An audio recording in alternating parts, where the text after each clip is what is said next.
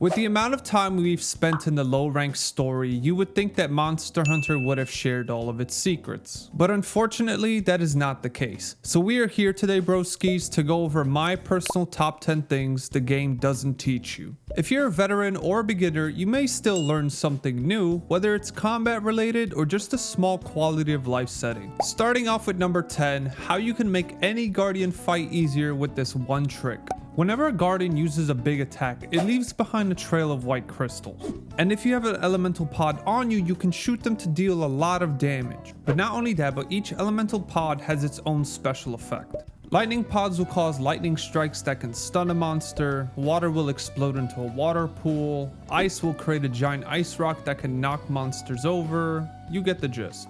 With this, you can make Zoh Shia and Arkveld 10 times easier to hunt down. On to number 9, speaking of shooting crystals, did you know you actually don't need to sheath your weapon to shoot your slinger? If you hold down the left bumper button and enter focus mode, you can hit the L3 button to shoot your currently equipped pod. For number 8, did you know you can sneak attack monsters? If you walk up to a monster undetected, you can hit B or the red circle to perform a sneak attack. Now, there isn't a limit as to how many times you can do this, but there is a 5-minute timer on this action, so you can't hide and sneak attack the same monster over and over again. It's sometimes better to do this than to gamble and try mounting the monster, primarily because it's guaranteed heavy damage. For number 7, let's move away from combat for just a few and focus on some quality of life settings.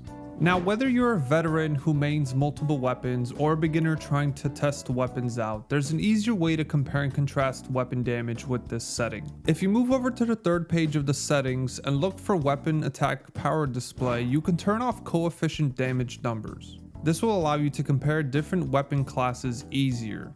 It essentially removes any extra inflation numbers based on weapon class and provides you with the raw damage numbers. This can make it easier to compare and contrast different weapons to each other and give you an idea of how much damage you'll be actually doing with this weapon. Number 6 is something essential you need to learn. When you're on your Seikret or on foot, you can actually pick things up without even having to look at them. Here's how. You can obviously see all the materials around you on the left side of the screen here. If you hold L2 while having your weapon sheathed and press the up and down button, you can select each material without having to look at it. Now just hit B or the red circle to pick up that item. This only works on things you can grab with your slinger, but it allows you to quickly grab items off screen during a fight, or activate a trap, or even collect materials while your secret is on its way to the next monster. 5 is going to be 2 things at once because they're small things, but you may have initially missed them in low rank. Firstly, if you hit the left button, you can call your secret to get you supplies provided for the current mission. This I missed on my first playthrough and had to Google it myself. And secondly, if you ever get knocked down by a monster and need to quickly get back up, you can call your secret for assistance.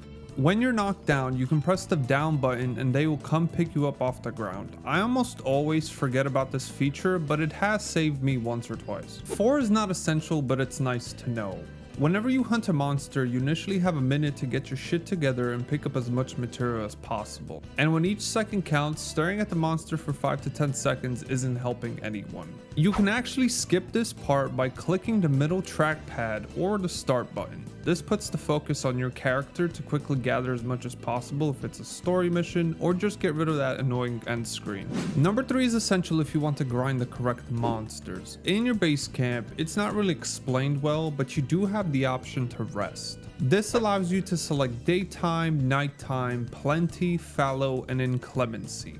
Some monsters only appear within inclemency conditions such as Raidao, and also resting allows you to spawn new monsters if the ones currently in the wild are not the ones you need to grind. Now, fair warning, some main missions will block you from resting because it won't allow you to change the weather. Number 2 is going to make your grinding faster.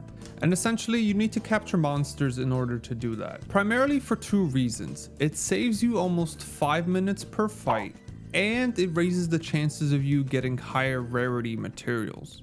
Here's a small tip I can give you for capturing monsters. Whenever you see this skull icon on a monster, it's basically ready to capture. Sometimes your palico will say it's getting weak now, but that's easy to miss with all the mayhem going around you.